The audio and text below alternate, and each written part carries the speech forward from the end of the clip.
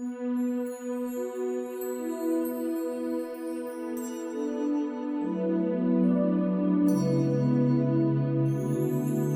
don't want to change the world.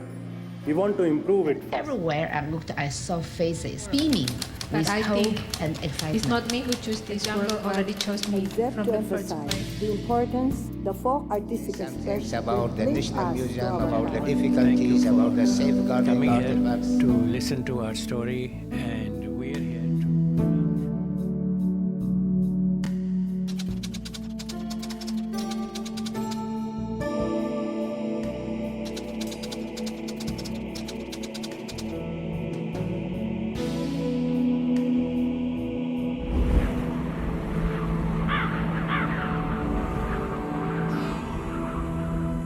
What keeps Asia's rural communities mired in poverty is poor access to education.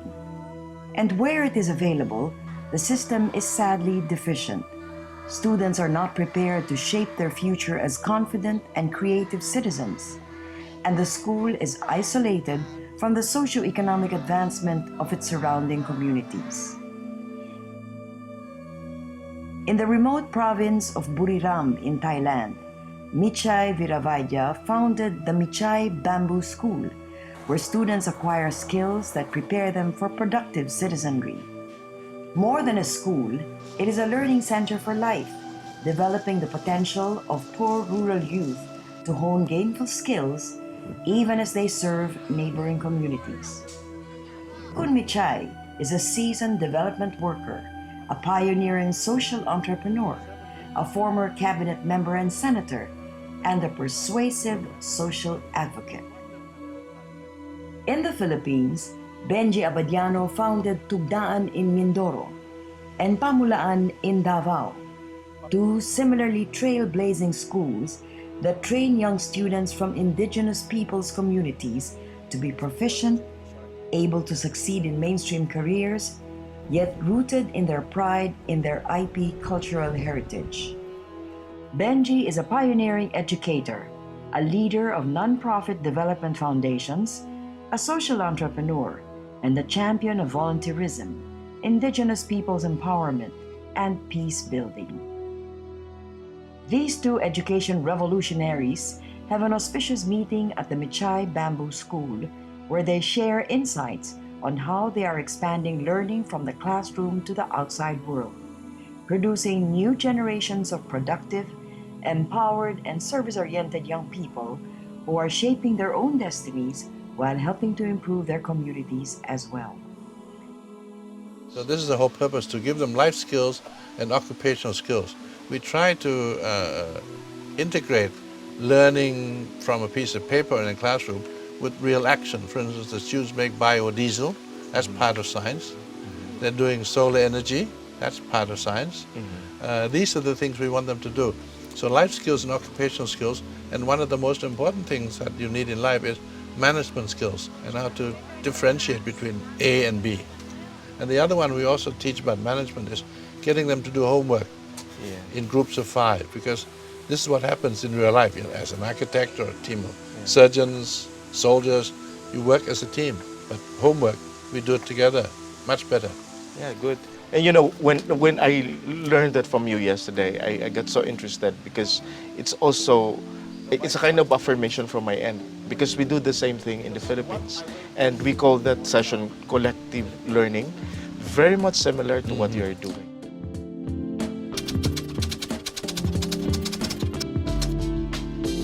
The students have to each week make certain, I think, statements of apologies to say where I did something wrong or inappropriate or inadequate. And then also 5 suggestions as what we can do to make everything better, be it your life or the school or lessons on. Yes. I know what I did wrong, nobody else may. Whenever you think other people don't know it, you're wrong. They can hear, they know. There are no secrets. People know what you're doing. Not everyone, but others do know. So forget about lying. So reflection, it's a good thing that you also encourage the students to do reflections, because I think that's very important for young people, and especially this time where they are bombarded with all kinds of things.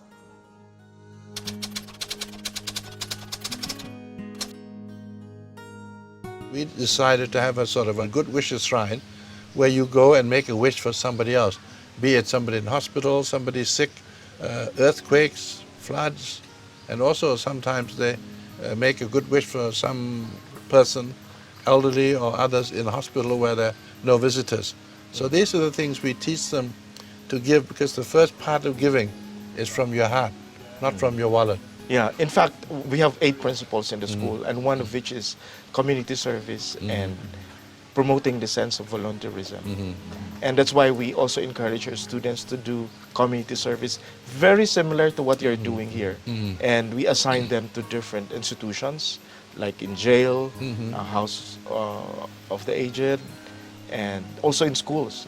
On Sunday, they will have half-day reflection session on what they have done during the week. So we require them to write a reflection paper. One of the earliest things I think we need to do is to help teach about sharing and giving when they're in kindergarten. I'm sure there are ways we can work it out. I'm sure your students can help work it out. How can we influence young people to learn how to give, so this will stay with them for the rest of their lives? In my case, I learned from my parents about giving when I was young, and I never forgot it. So that you can do something for yourself, at the same time you can do something for other people, like watering a big tree, you also water the grass around the tree.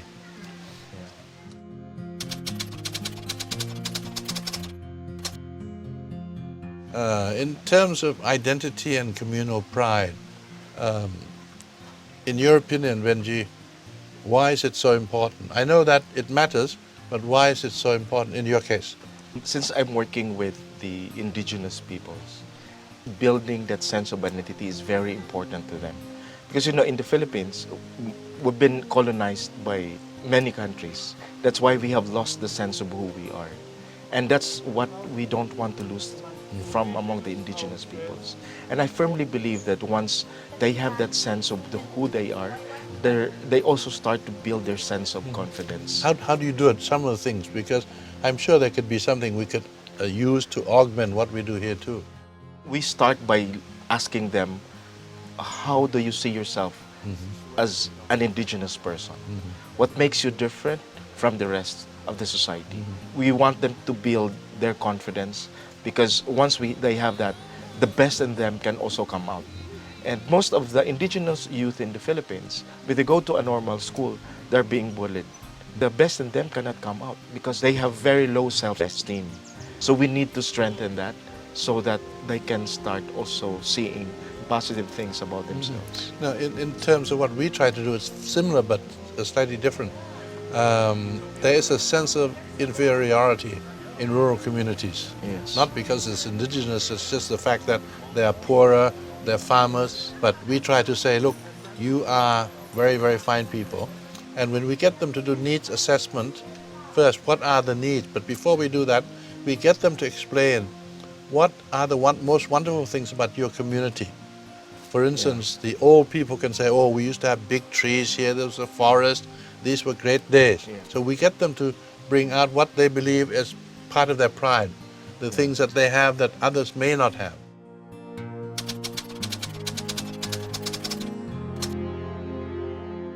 But just as you arrived at this school, we're now introducing the Sustainable Development Goals of the UN. We make it our own curriculum to let them understand that what we would like humans to have, to have justice, to have peace, to have food, not to have poverty, to have access to resources and so on. So when they know that, they become, I believe, better citizens. And in addition to that, we are taking the 16 villages around the school, which is a sub-district. The students go every Tuesday to help and implement these things. We work with elderly people, how to get them out of poverty. We make sure they get the health care they need, and so we show what food to eat. We have pregnant women that we want the kids to talk to, say, look, you must eat these sorts of vegetables and so on, so that your baby is strong. And they have to learn and to go and help train and share. So this is one thing I think every school in the world should be able to do. It's all there. So with the 17 development goals, sustainable development goals of the UN, of the United Nations. We've added two. One is sharing, and the other one is honesty. Oh, that's interesting. Yeah.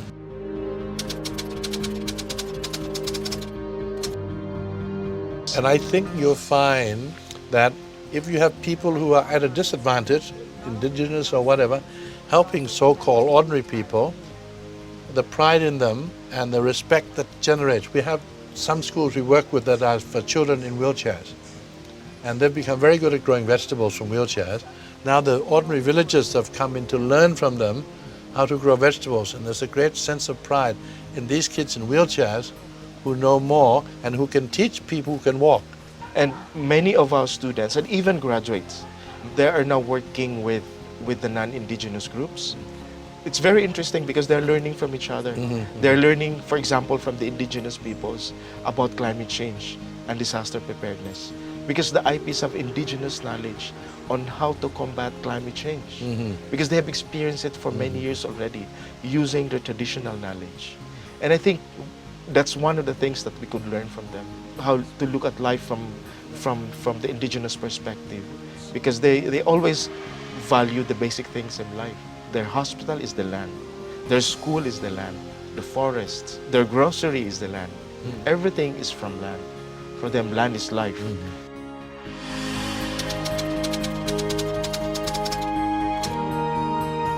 And one of the most important things we're trying to do is to let the students have a chance to stay at home after graduation without having to migrate. At the moment, of all the people who finish education, 70% do not have employers. Yes. They have to migrate. So this is for you to be self-employed, so you can learn and you can do it at home. So for them to can have these sorts of skills in agriculture. One thing that really inspired me to see our graduates on where they are now, when they graduate, they said, our world has gone beyond than just our family. Because what they're desiring now is not just to help the family, but to help the community. That's why many of them have become volunteers. And in fact, we cannot absorb all our graduates to the volunteer program. Well, it's very similar to us in that once they graduate, they've always wanted to go home and help the community. So they have a source of income to help themselves and family, and they would also like to help the community. Yeah. So this is happening. When they graduate, they are confident people, but not bossy, not cocky, polite to other people, listen to others, and they can convince their parents with very good logic. So that's to me pleasing. And one thing we notice that the students here are happy. Yeah. And I think that's very important. Our graduates also are, when they go back to do community service, the parents and their neighbors see a big difference in them compared to those who are going to other schools. Because even if they go back home, they still are the same person as they used to be. And because we emphasize simplicity, now we always encourage the students that you should not feel that you are superior than the rest of the community because you have gone to school, so that the people would realize that education doesn't change you negatively, but rather highlights your goodness as a person.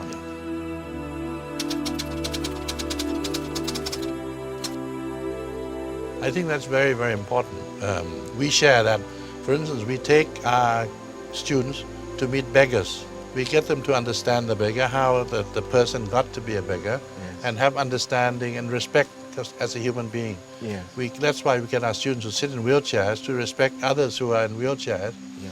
And we're going to get our students to learn sign language. There's 300,000 Thais they cannot speak to because they can't use the sign language. So our students are beginning this year to learn sign language, and it makes them a much better person. Yes. To respect all, and to respect, you must get to know about their lives. And I think this is very important.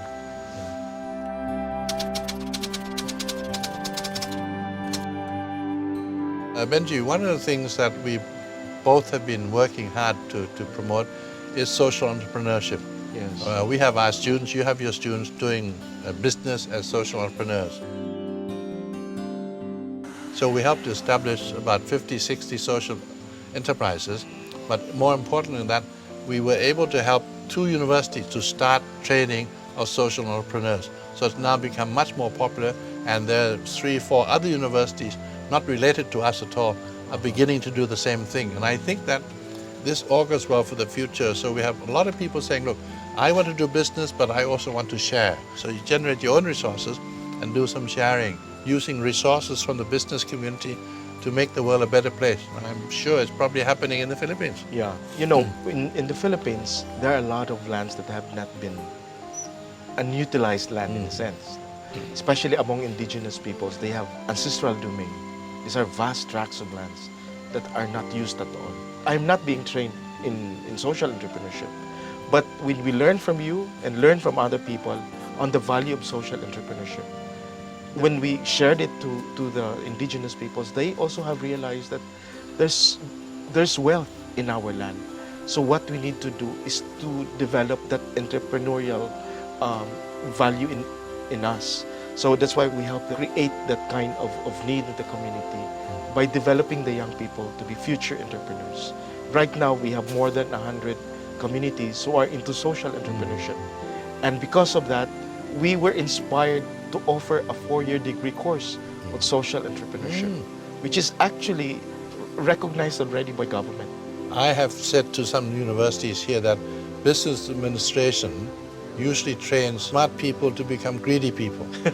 I said the name should be changed from business administration and philanthropy.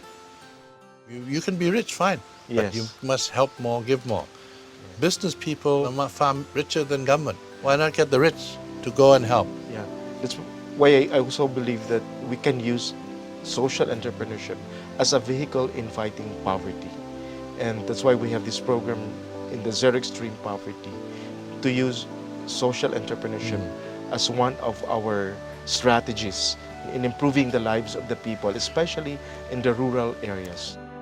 In terms of corporate social responsibility or CSR, in some companies you have just a small unit that's doing it. It's not very effective. For CSR to be effective, you must have ISR, individual social responsibility. Everyone in the company must be trained to give of themselves maybe 1 day a month, together with the company to do it, not just leave it to the company. Now, for you to have the ISR, you must have what I call little CSR, children's social responsibility. So train children to help to share, so when they get to be adults, it's second nature to them. I'm sure both of us feel pleased that we are part of a small group of people who are trying to make the world a better place by doing it through young people, young children. With visionaries like Michay Viravaidya and Benji Abadiano, it is no accident that students who come out of their schools are not just your typical job seekers.